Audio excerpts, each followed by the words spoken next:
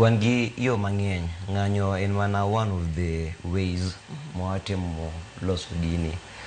Wangi gini ne watimo communicate, watimo dialogue gi the Ministry of Health through our leaders, and kendo watimo tudero gi gini ne gi our union be gitem speaking on our behalf mbele kocha nikech gin gi connection malo kanyo.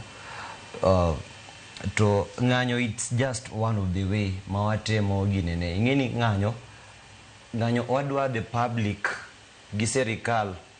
Ngeni ko aling ko bedo e ot ji dhi ng'eyo ni onge gima madhi mbele. Ji dhi ng'eyo onge injustice madhi mbele. Nyaka oga ka ndara mond Kenya mangima jite ni ntie kuman gi shida health sector kae. Yeah. Ng'anyo, it's just one of the way mawatemo gini ne air out our grievances. Wan gi dialogue be watemo wuoyo kaka kawuono no watemo tudero gi ng'ane ne CS Duale man warito official communication madwa dialogue kode.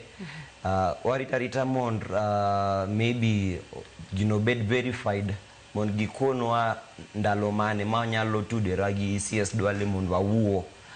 Yes. Asto be watemo tudera gi gini ne union be gitem woyo on our behalf nikech wan gi union okwan gini ne okwan nyithin kich. Yeah, ntie kuma wayae wan gi union.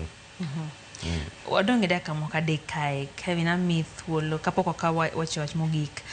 Awinjo ka wacho ne ji ong'eni okuna una kanyo ni ulenga. Bere thuolo mar the public kato ganda e gima sane dhi mbele ne.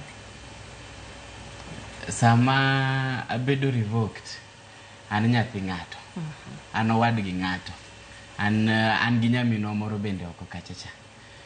The economic impact is massive. Nkech wasewito gini pesa no kolal o influence kata joma ni dala, o influence janyuola, influence other siblings. Koro jopiny nkech iwacho gande ni ntiere thin mar nurses osiptendewa. To magi joma